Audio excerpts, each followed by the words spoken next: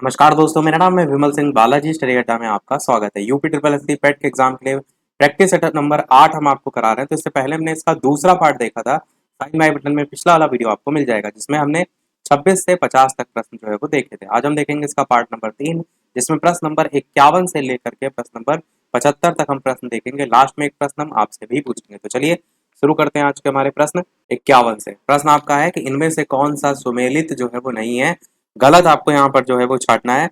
Green park stadium आपका कानपुर लिखा हुआ है। आपको ये ध्यान रखना है, यहाँ पर गलत छांटना है। तो पहला वाला तो जो है वो बिल्कुल सही है। गुरु गोविंद सिंह स्पोर्ट्स कॉम्प्लेक्स लखनऊ, ये भी आपका जो है बिल्कुल सही है। महात्मा गांधी स्टेडियम मेरठ, ये आपका जो है वो गलत है। तो आंसर आपका सी वाला यहाँ पर सही हो जाएगा। महात्मा गांधी स्टेडियम जो है आपका, अगर बात करें कहाँ है, तो आपका तमिलनाडु में जो है वो है। याद रखिएगा, तमिलनाडु में जो है आपका महात्मा गांधी स्टेडियम है। और इसके और अंतर्गत अगर आपको याद रखना है, तो तमिलनाडु के सलेम, इसमें जो है ये स्थित है। और 1972 में स्थापित हुआ था ये स्टेडियम। अब तक 7 बार प्रथम श्रेणी के जो क्रिकेट मैच है वो यहाँ पर जो है वो हो चुके हैं। चौथा वाला भी आपका सही है, डॉक्टर अंबेडकर स्टेडियम वाराणसी, तो ये भी आप याद रख सकते हैं। सी वाला यहाँ पर आंसर हो जाएगा।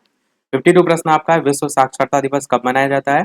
21 फरवरी, 27 जुलाई, 5 अगस्त, 8 सितंबर, बताइए इनमें से कौन सा जो है वो सही होगा।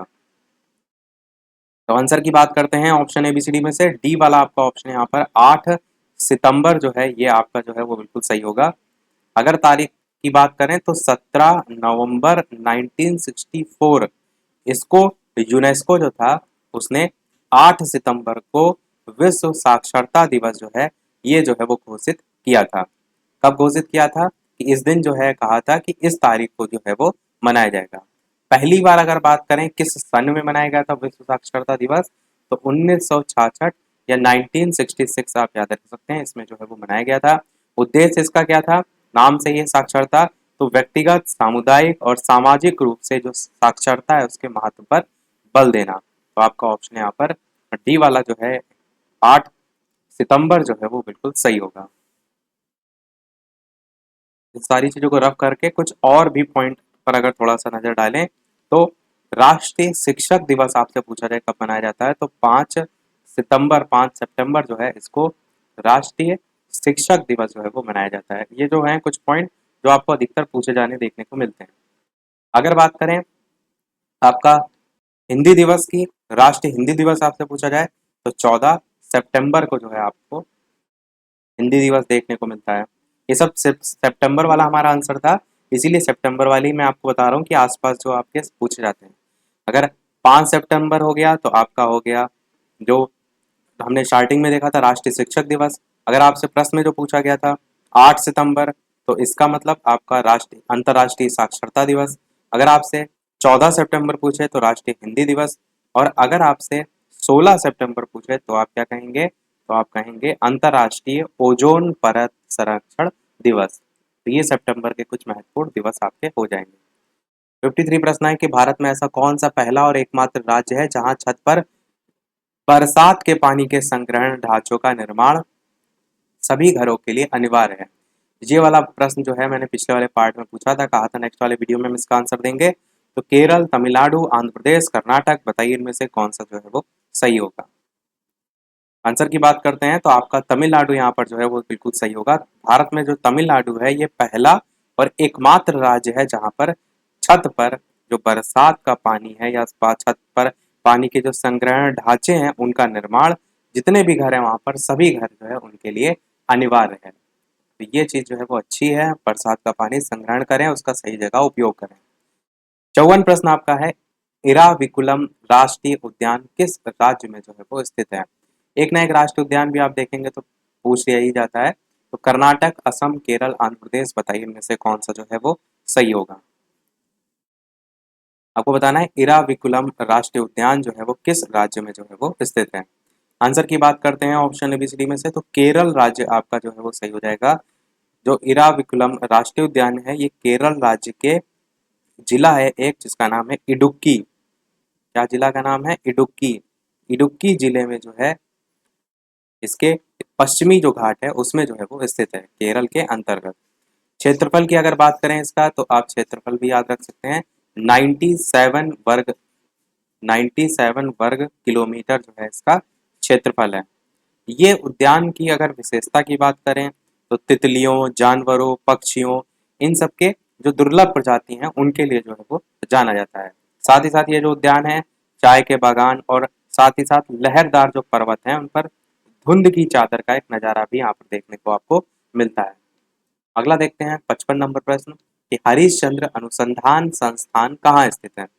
बताइए, लखनऊ, वाराणसी, प्रतापगढ़ या फिर प्रयागराज, कौन सा इनमें से सही होगा।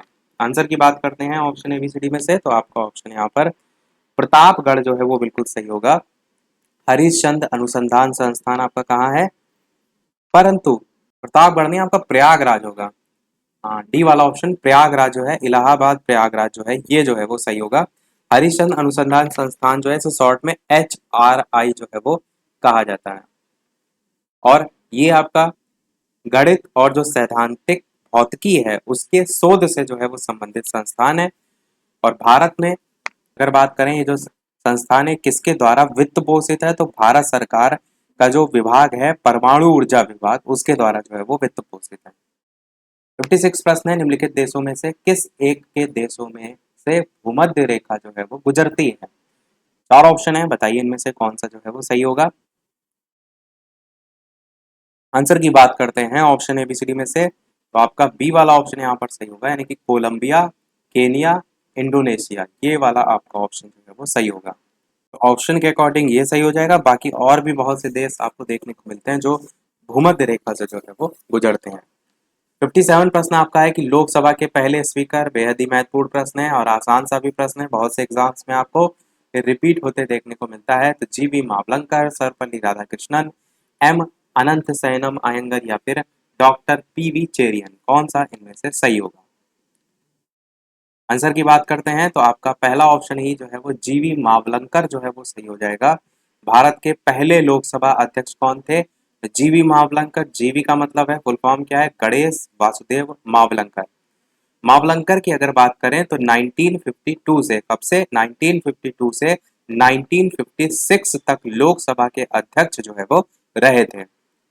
वर्तमान में अगर आपसे पूछा जाए लोकसभा के अध्यक्ष कौन है, तो आप क्या कहेंगे, ओम बिड़ला।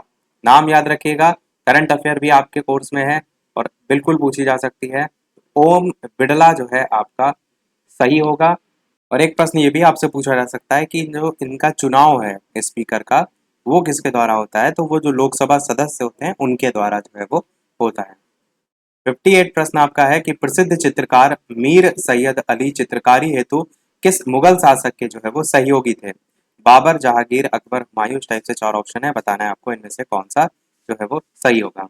नाम ये भी पूछ लिया जाता है कभी कभार की, जैसे इनका नाम दे दिया गया मीर सैयद अली, ये किससे संबंधित है, तो वहां पर चित्रकारी और अलग अलग जो है टाइप के ऑप्शन देखने को मिल सकते हैं। तो चित्रकारी से संबंधित है, किस मुगल शासक के जो है वो सहयोगी थे, ये पूछा गया है, तो आपका हुमायूं जो है यहाँ पर जो है वो बिल्कुल सही होगा। मीर सैयद जो है ये आपके फारस जो है उसके एक प्रसिद्ध चित्रकार थे, और जब हुमायूं जो है निर्वासन का समय जो है वो जीवन व्यतीत कर रहे थे, उस समय क्या हुआ था, इनकी मुलाकात वहाँ के जो प्रसिद्ध चित्रकार थे उनसे जो है वो हुई थी, और इसी से ही प्रभावित हुए थे चित्रकारी से इनकी, फिर इसको अपना सहयोगी इन्होंने बना लिया था। और आप सीधे सीधे याद रखिएगा हुमायूं से जो है वो संबंधित है। 59 प्रश्न आपका है कि पिनाका रॉकेट प्रणाली के उन्नत संस्करण पिनाका M के सेकंड, इसकी जो मारक क्षमता है वो जो है वो कितनी है, 20 किलोमीटर, 40 किलोमीटर, 60 किलोमीटर या फिर 80 किलोमीटर, कौन सा इनमें से जो है वो सही होगा। तो चलिए आंसर की बात करते हैं, ऑप्शन एबीसीडी में से कौन सा जो है वो सही होगा। तो आपका ऑप्शन यहाँ पर 60 किलोमीटर जो है वो बिल्कुल सही हो जाएगा। जो ये नाम देख रहे हैं पिनाका M करके, ये ध्यान रखिएगा कि ये जो है रॉकेट प्रणाली के अंतर्गत जो है वो आता है। और पिनाका जो M1 है, यहाँ पर M2 की बात की गई है, तो M1 जो है वो रॉकेट की जो मारक क्षमता होती है उसकी अगर बात करें तो वो लगभग 37 किलोमीटर जो है वो होती है।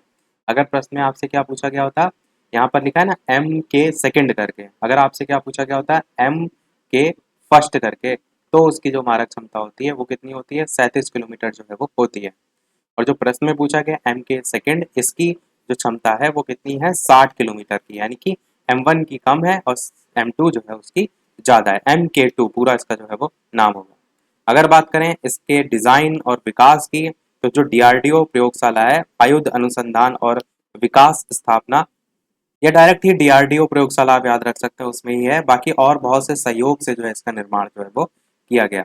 60 नंबर प्रश्न है कि हाल ही में मैन बुकर पुरस्कार फॉर फिक्शन 2020 की घोषणा जो है वो की गई। ये जो संदर्भ है पहली वाली लाइन में लिखा हुआ है, इसके संदर्भ में पूछा गया है कि कथन जो है वो कौन सा यहाँ पर सत्य है। अब पहला कह रहा है जो डगलस स्टुअर्ट हैं, इनको उनके उपन्यास सगी बहन के लिए ये सम्मान प्रदान किया गया। पहला ये हो गया। दूसरा कह रहा है भारतीय जो मूल है उनकी लेखिका अवनी तोषी को बर्न्ड शुगर जो है उसके उपन्यास के लिए नामित किया गया था। और जो तीसरा है वो लिखा है कि इस वर्ष के बुकर पुरस्कार विजेता स्कॉटिश जो है वो नागरिक हैं। आपको बताना है कि जो मैन बुकर पुरस्कार फॉर फिक्शन 2020 की घोषणा की गई, इसके संदर्भ में सही जो है वो कथन कौन कौन सा है। तो देखिए, अगर आंसर की बात करते हैं तो यहाँ पर तीनों ही आपके जो है वो बिल्कुल सही है, पहला भी, दूसरा भी, तीसरा भी। तो आंसर आपका यहाँ पर डी वाला जो है वो सही हो जाएगा। सबसे पहले अगर बात करें डगलस स्टुअर्ट की, तो ये आपके न्यूयॉर्क में जो है वो रहने वाले स्कॉटलैंड के जो है वो लेखक थे। तो स्कॉटिश वाला भी यहाँ पर सही हो जाएगा, पहला भी सही हो जाएगा, और इनको ही मिला था, इनका नाम आपको याद रखना होगा। और ये जो पुरस्कार है मैन बुकर वाला, ये जीतने वाले ये दूसरे स्कॉटिश जो है वो नागरिक हैं। इससे पहले 1994 में जेम्स कॉमने नाम के एक थे, उनको हाउ लेट इट वॉज उसके लिए जो पुरस्कार जो है वो मिला था। तो स्कॉटिश में अगर गिना जाए तो ये दूसरे नंबर के जो है वो डगलस स्टुअर्ट जो है वो हैं। और ये जो पुरस्कार होता है आपका मैन बुकर, आप सभी जानते हैं 6 लेखक जो है उनको नामित किया गया था इसमें। और ये जो नामित लेखक हैं उसमें दुबई में रहने वाले भारतीय मूल की लेखिका जिनका नाम था अवनी दोषी, जो कि सेकंड वाले में लिखा हुआ है, ये भी जो है वो थी। इनको बर्न्ड शुगर जो है उपन्यास इसके लिए जो है वो नामित किया गया था। तो यानी तीनों आपके यहाँ पर सही है। 61 नंबर प्रश्न आपका है कि 16 नवंबर को इनमें से कौन सा दिवस जो है वो मनाया जाता है। साथ ही साथ वीडियो यदि आपको थोड़ा भी पसंद आ रहा हो, चीजें समझ आ रही हो, तो सभी लोग लाइक अवश्य करते रहिएगा। आपके एक लाइक से मुझे भी मोटिवेशन मिलता रहे, आपके लिए अच्छे से अच्छे प्रश्न हम इसी प्रकार लेकर जो है वो आते रहे। तो सभी लोग वीडियो को लाइक और शेयर अवश्य जो है वो करते रहिएगा। तो प्रश्न आपका है 16 नवंबर को इनमें से कौन से दिवस मनाए जाते हैं। अंतर्राष्ट्रीय सहिष्णुता दिवस, राष्ट्रीय प्रेस दिवस, शांति व विकास के लिए विश्व विज्ञान दिवस। आपको बताना है कि इनमें से सही जो है वो कौन कौन सा है। केवल पहला सही है, पहला और दूसरा सही है, पहला और तीसरा सही है, या पहला दूसरा तीसरा जो है वो तीनों जो है वो सही है। तो चलिए आंसर की बात करते हैं ऑप्शन ABCD में से। तो आपका ऑप्शन यहाँ पर अंतर्राष्ट्रीय सहिष्णुता दिवस जो है ये आपका बिल्कुल सही है, और राष्ट्रीय जो प्रेस दिवस है ये भी जो है आपका सही है। यानी बी वाला आपका ऑप्शन यहाँ पर पहला और दूसरा जो है वो बिल्कुल सही होगा। और जो 10 नवंबर है, ये तारीख भी आप याद रख सकते हैं, 10 नवंबर, इसको दुनिया भर में जो है आपका शांति और विकास के लिए विश्व विज्ञान दिवस जो है वो मनाया जाता है। जो कि यहाँ पर थर्ड वाला दे रखा था, ये 16 नवंबर को नहीं, कब मनाया जाता है, 10 नवंबर को। तो इसलिए तीसरा वाला ऑप्शन यहाँ पर कट जाएगा, पहला और दूसरा सही होगा, उस आधार पर बी वाला आपका ऑप्शन यहाँ पर सही होगा। 2020 के लिए अगर बात करें तो इस दिवस की जो विज्ञान दिवस था इसकी थीम क्या थी, तो science for and with society, ये जो है इस बार की थीम थी। Science for and with society जो है इस बार की जो है वो थीम रही थी। 62 प्रश्न है आपका, आरबीआई के चालू वित्त वर्ष 2020-21 जो है उसकी 5वीं द्विमासिक मौद्रिक नीति की बैठक हाल ही में संपन्न हुई। इस बैठक में जो भी निर्णय लिए गए उसके अनुसार इनमें से कौन सा मिलान यहाँ पर जो है वो गलत है, सही सुमेलित नहीं है, ये जो है आपको यहाँ पर छांटना है। सबसे पहले रिवर्स रेपो दर दे रखी है, फिर रेपो दर दे रखी है, फिर नगद आरक्षित अनुपात दे रखा है, और बाद में बैंक दर दे रखी है। तो आपको बताना है यहाँ पर आरबीआई के चालू वित्त वर्ष 2020-21 की 5वीं द्विमासिक मौद्रिक नीति जो है उसकी जो बैठक हुई उसमें जो निर्णय लिए गए उसके अकॉर्डिंग यहाँ पर कौन सा जो है वो गलत है। आंसर की बात करते हैं तो आपका जो रेपो दर है ये वाला यहाँ पर आंसर जो है वो गलत है, यानी बी वाला आपका आंसर यहाँ पर जो है वो सही हो जाएगा। इसमें जो रेपो दर की अगर बात करें, या रेपो दर आपका एक्चुअल में कितना था, तो आपको 4% देखने को जो है वो मिला था। और रिवर्स रेपो दर जो है आपने देखा 3.35%, ये याद रखिएगा। नगद आरक्षित अनुपात 3%, ये याद रखिएगा। बैंक दर जो है 4.25, और यहाँ पर जो नहीं लिखे उसमें नगद आरक्षित अनुपात था जिसका परसेंट जो है वो 3 था। एक वैधानिक तरलता अनुपात था जिसका परसेंट 18% था। तो ये भी और एक्स्ट्रा तौर पर आप याद रख सकते हैं। 63 प्रश्न देखते हैं कि हाल ही में हुए मुक्केबाजी विश्व कप प्रतियोगिता में भारत ने कुल कितने पदक जो है वो प्राप्त किए। अब यहाँ पर तो हाल ही में संपन्न हुए मुक्केबाजी की पूछे गए, परंतु आपसे इस वाले पेट के एग्जाम में हो सकता हो ना पूछा जाए, पर आगे के जो टोक्यो ओलंपिक आपके हो रहे हैं वहां से जरूर प्रश्न जो है वो बनेंगे, तो उसको जरूर थोड़ा सा अपने फोकस में रखिएगा। तो 5, 7, 9 या 10 बताइए इनमें से कौन सा जो है वो सही होगा। ये जो मुक्केबाजी विश्व कप प्रतियोगिता की बात की जा रही है, ये आपको कब देखने को मिली थी? तो 9 दिसंबर 2020 को जो है वो देखने को मिली थी। इसको मुक्केबाजी विश्व कप 2020 का जो है वो समापन जो है वो हुआ था कब? 9 नहीं, 19 दिसंबर, 19 दिसंबर 2020 को जो है ये समापन हुआ था। ये जो प्रतियोगिता थी वो जर्मनी जो है उसके कोलन में आयोजित जो है वो की गई थी। केवल आप जर्मनी भी याद रख सकते हैं, इतना भी जो है वो काफी है। आंसर यहाँ पर बात करें, पूछा गया भारतीय मुक्केबाजों ने कितने पदक प्राप्त किए, तो कुल 9 पदक जो है वो प्राप्त किए थे। इनमें से जो है 3 जो है वो स्वर्ण पदक थे, 2 जो है वो रजत पदक थे और 4 जो है वो कांस्य पदक थे। तो ये टोटल जो है आपके पदों की संख्या जो है वो हो जाएगी। 64 प्रश्न आपका है, the language of history Sanskrit narratives of Muslim past. ये जो पुस्तक है ये जो है वो किसकी है? राजीव मल्होत्रा की है, आंद्रे टुस्के की है, या फिर फैजल कुट्टी की है, या फिर गुलाम आजम की है? बताना है आपको इनमें से कौन सा जो है वो सही होगा। आंसर की बात करते हैं ऑप्शन एबीसीडी में से, तो आंद्रे टुस्के जो है ये जो है वो सही हो गए। ये जो पुस्तक है इनके द्वारा जो है वो लिखी गई है। चलिए देखते हैं हमारा अगला प्रश्न जो है वो 65। प्रश्न आपका है, वित्तीय वर्ष के पहले 8 महीनों में किस अवधि में भारत में अब तक जो है उसका सबसे अधिक जो एफडीआई इक्विटी प्रवाह है वो जो है वो दर्ज किया गया? जून 2020 से दिसंबर 2021, जनवरी अगस्त 2020, मई दिसंबर 2020, या अप्रैल नवंबर 2020? बताइए इनमें से कौन सा जो है वो सही होगा। आंसर की बात करते हैं तो आपका ऑप्शन यहाँ पर डी वाला जो है वो सही होगा, यानी कि अप्रैल नवंबर 2020 ये जो है आपका बिल्कुल सही होगा। और इसके साथ साथ आप ये भी कह सकते हैं इसी के अंतर्गत ही जो प्रश्न पूछा गया वो भी याद रख सकते हैं, या ये भी याद रख सकते हैं कि इसके दौरान भारत में जो विदेशी प्रत्यक्ष निवेश था, एफडीआई जिसे हम कहते हैं, वो 37% जो है वो इंक्रीज हो गया था। 37% बढ़ करके अगर यूएसडी में बात करें तो 13.85 बिलियन हो गया था। ये जो वित्त वर्ष था उसके पहले 8 महीने जो थे उसमें यूएस डॉलर 32.11 बिलियन की तुलना में 37% जो है वो ज्यादा था। या सीधे सीधे आप ऑप्शन जो दे रखा है आंसर उसको भी जो है वो याद रख सकते हैं, बहुत डिटेल में इसमें से जो है वो नहीं पूछा जाएगा। प्रश्न आपका है कि ग्लोबल, अगला अगला प्रश्न की ग्लोबल क्लाइमेट रिस्क इंडेक्स, इस टाइप के इंडेक्स बहुत पूछे जाते हैं, ये जरूर आपको याद रखना चाहिए। तो 2021 के 16वें संस्करण के अनुसार सर्वाधिक आपदाजनक मौसम की घटनाओं के कारण सर्वाधिक प्रभावित देशों में भारत की रैंकिंग जो है वो क्या थी? 7वीं, 8वीं, 9वीं, 10वीं? बताइए इनमें से कौन सा जो है वो सही होगा। तो चलिए आंसर की बात करते हैं option A B C D में से। तो पहला ही आपका ऑप्शन यहाँ पर 7वीं जो है वो बिल्कुल सही हो जाएगा। ये जरूर ध्यान रखिएगा कि ग्लोबल क्लाइमेट रिस्क इंडेक्स जो है ये 2021 की जो है वो रैंकिंग है, और ये कौन सा इसका संस्करण था? तो 16वां जो है वो संस्करण था, और इसमें सर्वाधिक आपदाजनक मौसम की घटनाओं के कारण जो प्रभावित देश है ना उसकी सूची में भारत की जो है ये 7वीं रैंक जो है आपको देखने को मिली है। अगर बात करें ये किसके द्वारा जारी किया गया था, तो इसे जर्मनी स्थित थिंक टैंक जर्मन वॉच जो है उसने जो है वो जारी किया था। 67 प्रश्न है, महात्मा गांधी राष्ट्रीय फेलोशिप जो है ये किस मंत्रालय के तहत जो है वो शुरू की गई थी? अल्पसंख्यक जो मामले हैं उनका मंत्रालय, शिक्षा मंत्रालय, कौशल विकास और उद्यमिता मंत्रालय, या फिर विज्ञान और प्रौद्योगिकी मंत्रालय? बताइए इनमें से कौन सा जो है वो सही होगा। महात्मा गांधी राष्ट्रीय फेलोशिप MGNF जिसे हम कहते हैं उसके अंतर्गत जो है वो पूछा गया है। तो आंसर की ऑप्शन चारों में से बात कर लेते हैं, तो आपका ऑप्शन कौशल विकास और उद्यमिता मंत्रालय जो है आपका सी वाला आपका ऑप्शन जो है यहाँ पर बिल्कुल सही होगा। और आप इसमें चाहें तो राशि आपसे पूछी जा सकती है कि ये जो आपका फेलोशिप था इसके तहत जो प्रथम वर्ष है उसके लिए 50,000 प्रतिमा, और जो दूसरा वर्ष था उसके लिए 60,000 प्रतिमा जो है उसकी राशि जो है वो प्रदान की जाएगी। और इसकी तारीख क्या थी? इसकी तारीख थी 13 फरवरी 2021 की। 13 फरवरी 2021 जो है ये जो है इसकी तारीख थी। अगला 68 प्रश्न है कि वित्त वर्ष 2022 के लिए केंद्र सरकार द्वारा अपने फसल बीमा कार्यक्रम प्रधानमंत्री फसल बीमा योजना के लिए कुल कितनी राशि आवंटित जो है वो की गई? 15,000 करोड़ रुपए, 15,500, 16,000, या फिर 16,500 करोड़? मैंने इसीलिए ऊपर वाले में आपको राशि बता दी। कई बार इस टाइप के प्रश्न पूछ लिए जाते हैं जिसमें डायरेक्ट राशि जो है वो पूछ ली जाती है। तो आंसर की बात करते हैं, आपका सी वाला ऑप्शन यहाँ पर 16,000 करोड़ रुपए जो है वो बिल्कुल सही हो जाएगा।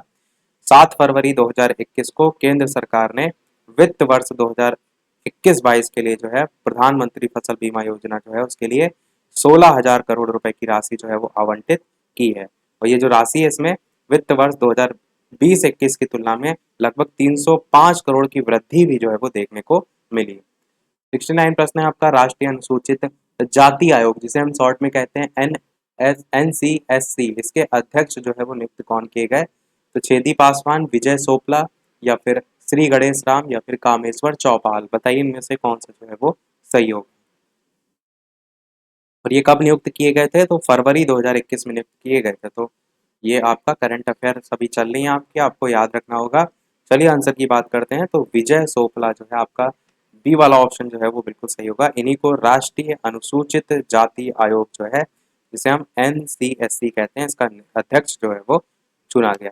और अगर बात करें मई 2020 की, इनको तो फरवरी 2021 में चुना गया। मई 2020 में राम शंकर कठेरिया, नाम ध्यान रख सकते हैं, राम शंकर जो कठेरिया, उनका कार्यकाल समाप्त होने के बाद से ये पद जो है वो खाली था काफी टाइम से। इसके अलावा जो अरुण हल्दर हैं उनको उपाध्यक्ष जो है वो बनाया गया है। तो इससे पहले जो थे उनका नाम याद रख सकते हैं। मई 2020 से पद खाली था और फरवरी 2021 में राष्ट्रीय अनुसूचित जाति आयोग जो है उसके अध्यक्ष विजय सोपला को बनाया गया है। 70 नंबर प्रश्न है, भारतीय सशस्त्र बल का कौन सा विंग अपने सबसे बड़े war game event theatre level operation readiness जो है एक्सरसाइज जिसे हम कहेंगे ट्रोपेक्स, इसका जो आयोजन है वो करता है? भारतीय सेना, भारतीय नौसेना, भारतीय वायुसेना, या फिर भारतीय तटरक्षक बल। बताना है आपको इनमें से जो है वो कौन सा जो है वो सही होगा। बताइए ऑप्शन ABCD में से। और ये हमारा जो है करंट का लास्ट प्रश्न होगा। इसके जो 5 प्रश्न है वो आपके गद्यांश पर जो है वो भेज दें। तो चलिए आंसर की बात करते हैं। तो आपका भारतीय नौसेना जो है, बी वाला ऑप्शन जो है वो बिल्कुल सही होगा। भारतीय नौसेना का सबसे बड़ा वॉर गेम द्विवार्षिक theatre level operation readiness exercise, इसी को हम कहते हैं ट्रोपेक्स। इसका आयोजन जो है वो हिंद महासागर क्षेत्र में जो है वो किया गया था और आयोजन करता है भारतीय नौसेना। अब यहाँ से हमारे जो प्रश्न है वो गद्यांश पर 5 प्रश्न आपको देखने को मिलेंगे। गद्यांश को पहले पढ़ते हैं कि मेरा थोड़ा बहुत संबंध साहित्य की दुनिया से भी है, यही हालात मैं यहाँ भी देखता हूँ। यूरोपीय साहित्य का फैशन जो है वो हमारे जो उपन्यासकार हैं, कहानी लेखक हैं और जो कवि हैं उन पर झट जो है वो हावी हो जाता है। मैं अपने प्रांत पंजाब की बात करता हूँ। मेरे पंजाब में युवा कवि जो हैं उनकी नई पौध सामाजिक व्यवस्था के खिलाफ इनकलाबी जज्बे से ओतप्रोत है। इसमें भ्रष्टाचार, अन्याय हो गया, शोषण हो गया, ये सारी चीजें दे रखी हैं। यानी कि कुल मिलाकर अगर आप इसमें देखेंगे तो जो सामाजिक बदलाव है उसकी बात इस पैराग्राफ में की गई है। साथ ही साथ गुरु नानक विश्वविद्यालय जो है उसकी बात की गई है। एक दिन शाम को अपने ग्रामीण दोस्तों से गपशप करते हुए अमृतसर में होने वाली सीनेट की मीटिंग में जाने का जिक्र किया, यानी कि थोड़ा बहुत कहानी भी बताया गया है। अब इस पर हम एक एक करके प्रश्न देखते हैं। कुछ प्रश्न आप बिना पैराग्राफ के भी कर लेंगे और कुछ में पैराग्राफ की आवश्यकता पड़ेगी। 71 प्रश्न आपका है, युवा कवियों की जो नई पौध है इससे क्या तात्पर्य है? वे कवि जो नए विषयों पर लिख रहे हैं, या वे कवि जो अभी नए युवा हैं, वे युवा कवि जिन्होंने लेखन शुरू किया है, या फिर वे युवा कवि जो नए विषयों पर लिख रहे हैं? आंसर की बात करते हैं तो डी वाला आपका ऑप्शन सही हो जाएगा। यहाँ पर युवा कवियों की नई पौध जो है इससे तात्पर्य है। अब देखिए इसका सीधे सीधे अर्थ पूछा गया है, तो इसके लिए आपको पैराग्राफ नहीं भी आप पढ़ेंगे तो भी आप अर्थ जो है वो निकाल सकते हैं। 72 प्रश्न आपका है कि पंजाब के युवा कवियों के लेखन का विषय जो है वो क्या है? सुव्यवस्था, न्याय, भ्रष्टाचार, भावनाएं। बताइए कौन सा इनमें से सही होगा। आंसर की बात करते हैं तो भ्रष्टाचार आपका जो है यहाँ पर बिल्कुल सही होगा। इनकी रचनाओं में भ्रष्टाचार, अन्याय, शोषण को हटाना, ये सभी जो है देखने को मिलता है। 73 प्रश्न है कि कविताओं का स्वरूप देसी नहीं है, इस वाक्य से क्या अभिप्राय है? कविताओं में शब्द पश्चिम से प्रभावित है, कविताओं में शब्द पश्चिम से प्रभावित नहीं है, या फिर कविताओं की जो अभिव्यक्ति है वो पश्चिम से प्रभावित है, या कविताओं का प्रकाशन पश्चिम से प्रभावित है। इस टाइप से 4 ऑप्शन है, तो सी वाला आपका आंसर यहाँ पर सही होगा, यानी कि कविताओं की जो अभिव्यक्ति है वो पश्चिम से जो है वो प्रभावित है। अगला देखते हैं 74 नंबर प्रश्न जो कि सेकंड लास्ट होगा। स्टार्टिंग मैंने बताया था 75 तक हम प्रश्न देखेंगे, लास्ट में एक प्रश्न हम आपसे भी जो है वो पूछेंगे। अनुच्छेद के आधार पर बताइए, आपसे प्रश्न पूछा गया है कि किनका शोषण जो है वो हो रहा है, किसान और कवियों का, कवियों और मजदूरों का, कवियों और लेखकों का, या फिर किसानों और मजदूरों का। तो ऑप्शन के अकॉर्डिंग आंसर की बात करते हैं तो किसान और मजदूर जो है आपका बिल्कुल सही हो जाएगा। ये आपका सब पैराग्राफ से जो है वो सीधे सीधे पूछा गया है। देखते हैं हमारा अगला और इस वीडियो का लास्ट प्रश्न। इसके अलावा वीडियो अभी तक आपने लाइक ना किया हो, सभी लोग वीडियो को लाइक भी करते रहिएगा। चैनल पर नए हो सब्सक्राइब करके जुड़ जाइएगा। टेलीग्राम चैनल से जो भी ना जुड़े हो, लिंक आपको डिस्क्रिप्शन में मिल जाएगी। बालाजी स्टडी अड्डा सर्च करके भी टेलीग्राम से जुड़ सकते हैं। तो प्रश्न 75 नंबर है आपका कि अनुच्छेद के आधार पर आपको बताना है कि पंजाब प्रांत के जो आदमी है वो सामान्यतः क्या पहनते हैं, कुर्ता पैजामा, कुर्ता लुंगी, कुर्ता और पैंट, या फिर सूट बूट। तो नॉर्मल आप भी जानते हैं कि पंजाबी प्रांत के जो सामान्यतः लोग हैं वो कुर्ता और लुंगी जो है वो पहनते हैं। तो बी वाला आपका ऑप्शन यहाँ पर जो है वो सही होगा। ये सभी पैराग्राफ पर क्वेश्चन हो गए। सभी प्रश्न हमारे इस पार्ट के भी समाप्त हुए। अब एक प्रश्न आपके लिए भी, जैसे कि सभी वीडियो में हम आपसे एक नए के प्रश्न पूछते हैं, तो इसके बाद जो हम सेट कराएंगे उससे हमने ये प्रश्न आपके लिए रखा है, जिसका आंसर वीडियो के मेन कमेंट में टाइप करके आपको बताना है कि भारत की खोज ये जो है किसकी कृति है। ए ऑप्शन है रविन्द्रनाथ ठाकुर, बी ऑप्शन है जवाहरलाल नेहरू, सी ऑप्शन है सुभाष चंद्र बोस, और डी ऑप्शन है महात्मा गांधी। तो अपना आंसर वीडियो के मेन कमेंट में टाइप करके बताइएगा। लाइव टाइमिंग दो है दोपहर के 3 बजे, और पेट के एग्जाम का जो है प्रैक्टिस सेट देख रहे हैं वो शाम के 8 बजे की जो है वो लाइव टाइमिंग है। तो लाइव आकर भी वीडियो आप देख सकते हैं, प्रश्नों की प्रैक्टिस कर सकते हैं। तो आज के वीडियो में इतना ही रखते हैं, मिलते हैं अगले वीडियो में कुछ नए प्रश्नों के साथ, नए टॉपिक के साथ। तब तक के लिए नमस्कार, जय हिंद।